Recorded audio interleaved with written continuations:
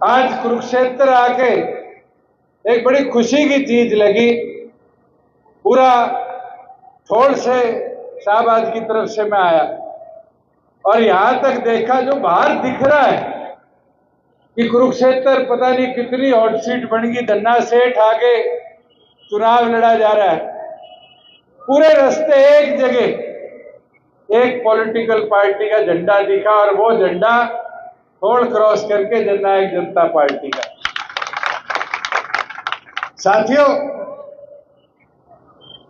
लगभग प्रदेश के अलग अलग सभी लोकसभाओं का दौरा करने को मौका मिला और जो मन इस बार जनता का दिख रहा है वो ये है कि प्रदेश की आवाज को पार्लियामेंट में जगह कैसे मिले, कैसे हरियाणा की आवाज को रखने वाले लोग पार्लियामेंट में जाए। इस चीज के ऊपर लोग वोट डालना चाहते हैं। 10 साल जो आज बीजेपी का सांसद का उम्मीदवार है वो कांग्रेस के उम्मीदवार के बतौर मेंबर ऑफ पार्लियामेंट रहा और रिकॉर्ड है पार्लियामेंट का, 5 बार भी पार्लियामेंट में शायद वो ना बोला। जो इंडिया अलायंस का आम आदमी पार्टी का उम्मीदवार है वो 6 साल राज्यसभा में रहा, कभी सुना हरियाणा की कोई बात रखते हुए, कोई समस्या उठाते हुए? वो तो 6 साल इसी चीज में लग गया कि दिल्ली सरकार पे कार्रवाई कर, दिल्ली में ये हो गया, दिल्ली को पूर्ण राज्य बना दो। आज वास्तविक बात यह है कि हरियाणा की आवाज को पार्लियामेंट में अगर किसी ने पिछले 10-20 सालों में उठाया तो शायद वो अवसर मुझे मिला जब मैं 5 साल हिसार से सांसद था। अपना ट्रैक्टर गाड़े से उठाकर कमर्शियल व्हीकल बना दिया था। ये सारे पत्रकार साथी जानते हैं। 1 महीने ट्रैक्टर लेकर पार्लियामेंट गया, वापस गाड़ा बनवा के लाया नहीं लाया। प्रदेश के अंदर छोटी छोटी कई बातें हुई। ऐसा कोई दिन नहीं था पार्लियामेंट्री प्रोसीडिंग का जहां हरियाणा की आवाज को पार्लियामेंट में ना रखा। चाहे हमारे महिला एसपी के विरुद्ध उस समय के होम मिनिस्टर की कई बात हो, चाहे आपके इधर आलू जलाए गए किसानों द्वारा उस मुद्दे की बात हो, ये छोटे छोटे विषय थे। मगर सांसद का काम होता है अपने क्षेत्र की, अपने प्रदेश की आवाज को पार्लियामेंट में उठाना। मेरी राष्ट्रीय पार्टियों में जो जीत के जाते हैं ये गूंगे बहरे सांसद बन जाते हैं। ये वहां मुंह नहीं खोल सकते आकाओं की आवाज सुने बिना। ये सोच समझकर अब 25 तारीख को अपने मत का अधिकार दें। साथियों, मैं तो आपसे एक चीज पूछता हूं, कुरुक्षेत्र का तो इतिहास रहा है। कुरुक्षेत्र के अंदर स्वर्गीय चौधरी देवीलाल जी ने पहली बार सैनी समाज को एक जिम्मेवारी दी और आखिरी जिम्मेवारी भी चौधरी देवीलाल जी ने 2000 में दिलवाई। जब तक आप लोगों का मान सम्मान कुरुक्षेत्र ने उठाया नहीं उठाया, और आज वो जिम्मेवारी दोबारा डॉक्टर जय सिंह चौटाला जी ने पालाराम जी के तौर पर आपको दी। ये आपकी जिम्मेवारी बनती है कि आज अति पिछड़ों में ये जिम्मेवारी जो आई है, और मैं ऑन रिकॉर्ड कहता हूं पूरे हरियाणा में इकलौती जिम्मेवारी अति पिछड़े को मिली है। इस जिम्मेवारी का मान सम्मान रखने का काम आपका है। भाई दुष्यंत चौटाला साथियों, जिंदाबाद जिंदाबाद। मेरे से कई पत्रकार के साथी पूछ लेते, कह दी आपने क्या किया? मैं आज खुशी से कहता हूं 8% बीसीए के साथियों को, जहां पंचायत में मेंबर सरपंच तो बहुत दूर की बात थी, वोट डाल के आते थे, एक गांव में 20 वोट थे, 80 वोट थे, आज हर गांव में एक मेंबर बीसीए का हमने बनवाने का काम किया, कानून में प्रावधान किया। आज पंचायतों के अंदर, जिला परिषद में, ब्लॉक समिति में बैकवर्ड क्लासेस के, ये हमारा पार्षद महोदय है, ये मेजर, ये कैसे बन के आए? ये उस रिजर्वेशन के भरोसे पे बन के आए। साथियों, ये चीजें बताने की है जाकर, किसने आपके लिए बदलाव लाए, कितने बदलाव लाए? आज महिलाएं बैठी है, मेरी माताएं बहनें, 50% पंचायतों के अंदर आपकी हिस्सेदारी बढ़ाई। श्रीमती नैना चौटाला जी ने एक बार कहा था चुनरी चौपाल में कि आधी कुर्सियों पर महिलाएं बैठेगी, और मुझे खुशी होती है कि आज ब्लॉक समिति, जिला परिषद के चेयरमैन पर भी आधी महिलाएं, मेंबरों पर भी आधी महिलाएं, आज सरपंचों की आधी कुर्सियां महिलाएं। 6300 में से आज 3150 कुर्सियां जो है वो महिला सरपंचों के नाम लिखते। आज 80,000 से ऊपर मेंबर है। आज मेंबरों की कुर्सियों पे भी आपकी हिस्सेदारी। ये कैसे मुमकिन हुआ? सिर्फ आप राज में हिस्सेदार थे और आपकी पार्टी का वादा था। आज राशन डिपो में 33% आपकी हिस्सेदारी बढ़ी। ये हिस्सेदारी किसने बनवाई? आपकी पार्टी ने बनवाई। आज मैं पूछता हूं, गांव की बात करी जाती है, शहर की बात करी जाती है। आज गांव और शहर में किसी गरीब को अपना इनकम सर्टिफिकेट बनवाना हो, किसी SC/BC के साथी को कास्ट सर्टिफिकेट बनवाना हो, तो क्या उसको तहसीलदार के साइन कराने की जरूरत है? आज तो CHC में जाओ और गदड़ करके कितने 20 रुपए 30 रुपए लगते हैं, साथ की साथ कास्ट सर्टिफिकेट आपके पास आ जाता है। बुजुर्गों, युवा साथियों, आज गांव के CHC के अंदर बुढ़ापा पेंशन हो, अपने इस इलाके की सबसे बड़ी समस्या थी पीला राशन कार्ड। आज पीला राशन कार्ड भी किसी DFO DFSC के पास जाने की जरूरत नहीं, साथ की साथ आपके गांव के अंदर बन जाता है। मैं एक चीज बड़ी खुशी के साथ कहता हूं, मेरे को एक मौका मिला था कि ये फरद वाला रोड़ा निपटाने का। मेरे से बहुत पटवारी खुश नहीं हुए कि जी आप हमारी ताकत कंप्यूटर में दे रहे। आप उठा के देखो, ये हमारे बूढ़े बुजुर्ग बता देंगे, एक फर्ज लेने के लिए कितना टाइम लगता था। 7 दिन, 10 दिन, 15 दिन, महीना, 2 महीना, और आज 2 मिनट लगते।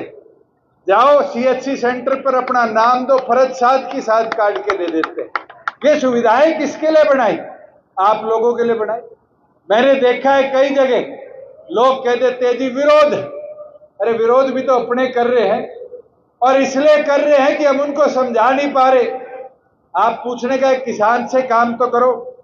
आंदोलन हुआ, क्या इस पंडाल में बैठा एक कार्यकर्ता ये कह सकता है कि पार्टी ने कहा कि आंदोलन में चंदा नहीं देना? 1-1 एकड़ पे उगाई हुई थी, कहीं 500 रुपए, कहीं 1000 रुपए। कोई ऐसा एक कार्यकर्ता है जिसने आंदोलन में पैसे ना दिए?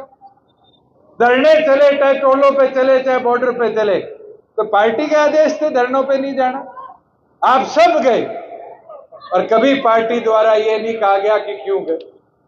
वो एक मूवमेंट थी समाज की, किसान की, कभी पार्टी के आदेश पे तो नहीं रोकी गई। आज विरोध इसलिए कर रहे हैं क्योंकि हम उनसे चर्चा नहीं कर पा रहे। अरे उनको जाके बताने का तो काम करो। 4.5 साल में 4 साल प्रोक्योरमेंट मैंने देखी। किसी दिन मंडी के अंदर अनाज रुका दिखा? किसी दिन मंडी के अंदर पेमेंट की दिक्कत देखी? ये आड़ती तो मेरे से खुश नहीं हो सकते। ये तो कह देते हैं जी पहले पीछे हमारे पास आया करते थे और हमसे किसान के पास जाया करते थे, अब तो आप धड़ल करके उनके खाते में पीछे डाल देते। मगर क्या किसान को सुविधा देने का काम हमने नहीं किया डायरेक्ट पेमेंट करा के? साथियों, ये समझने, देखने की और बताने की चीज है। आप मंडी में जाके पूछो तो सही, ये बीजेपी वाले भी दुष्प्रचार दुष्यंत पे ठोकते थे। ये मंडी के साथी बैठे जिनकी दुकानें हैं, इनसे पूछने का काम करो। मार्केट फीस 2 रुपए थी, उसको कितने 68 रुपए कर दिया। केंद्र के आदेश आए, 68 होगी। आज मेरी एक आड़ती से बात हो रही थी, मैंने कहा क्या हो गया? कह दिए बीजेपी वाले आए, कह के गए कि दुष्यंत ने तारी मार्केट फीस कम कर दी। अगर मैंने कम कर दी, अब तो थारा राज है, बढ़ा दो दोबारा। आज तो तुम्हारा शासन है, मगर दुष्प्रचार हमारे इससे ठोक दिए।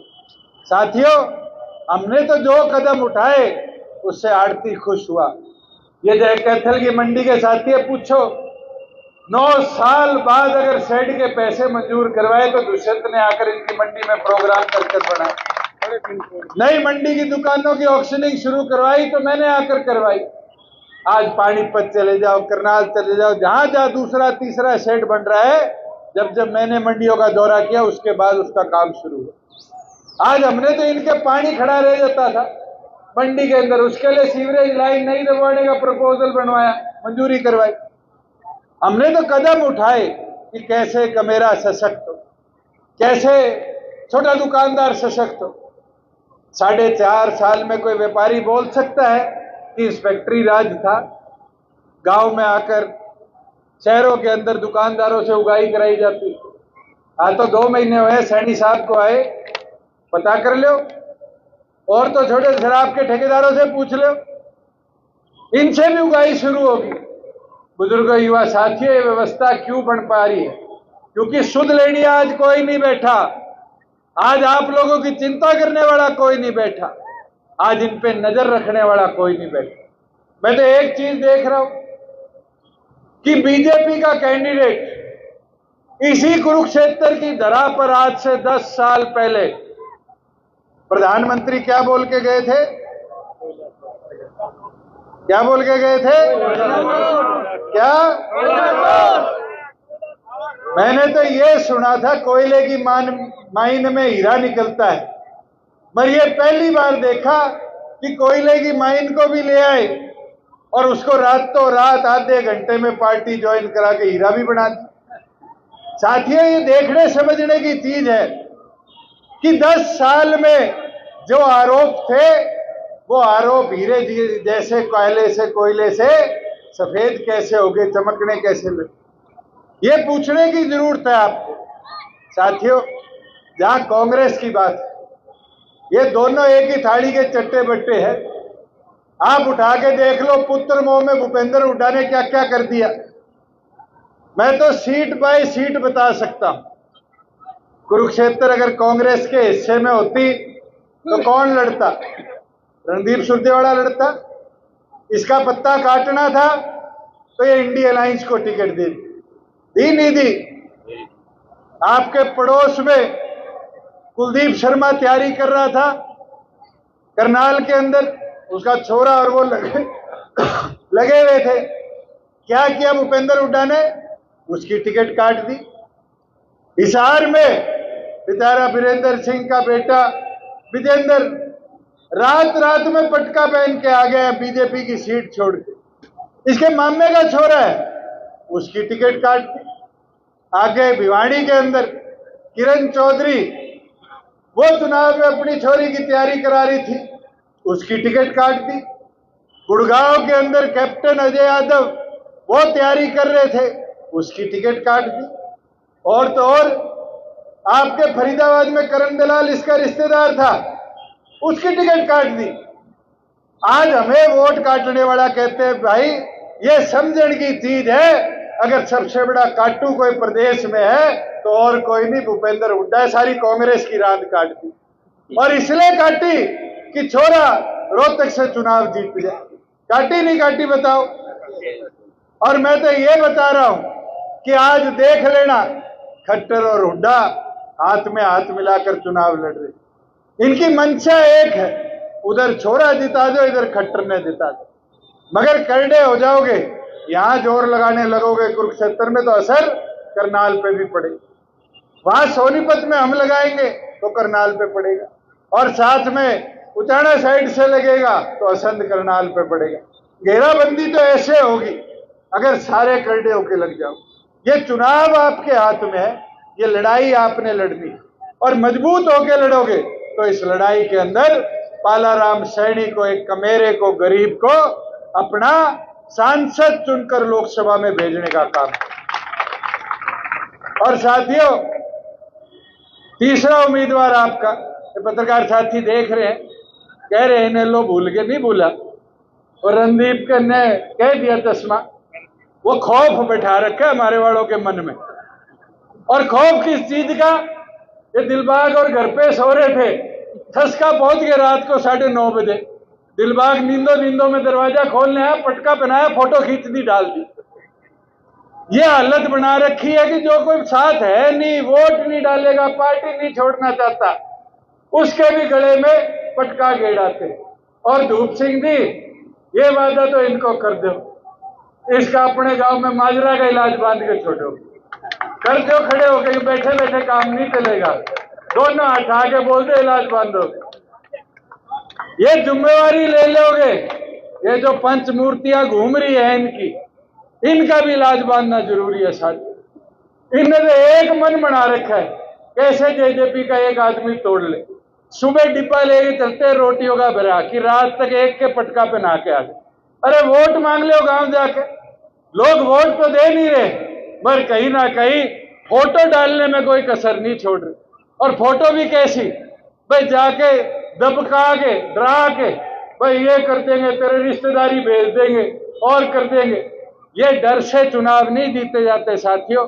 ये तो मैं आज आपकी कुरुक्षेत्र की इस पावन धरा पर, महाभारत की पावन धरा पर इन पत्रकार साथियों कह के जाता हूं, भाई पहले तो मैं लाख कहता था, आज जितने रास्ते आया हूं मैं ये गारंटी दे सकता हूं 70,000 भी नहीं आते। साथियों ये मेहनत आपको करनी पड़ेगी, आज मैदान में आपको उतरना पड़ेगा, ये लड़ाई आपको लड़नी पड़ेगी। और लड़ाई लड़ लोगे मजबूती के साथ तो आप देख लेना इस कुरुक्षेत्र के रण को कैसे जीतो। साथियों पांडव 5 थे, कौरव हजारों थे, मगर उनके सामने 5 पांडवों ने मेहनत करके मजबूती के साथ युद्ध लड़ा और जीत हुई। आज इस कुरुक्षेत्र की रण पर करोड़पति 3 है और एक कमेरे का बेटा आपके बीच में। आज चुनना अपने है कि आप पैसों से मोल भाव होगा या समाज में रहने वाले व्यक्ति से मोल भाव। किसकी मदद आप करोगे, कौन आपकी लड़ाई लड़ पाएगा, कौन इस युद्ध को मजबूती से 5 साल तक कुरुक्षेत्र की आवाज बनकर आगे ले जा पाएगा, ये तय आपने करना है।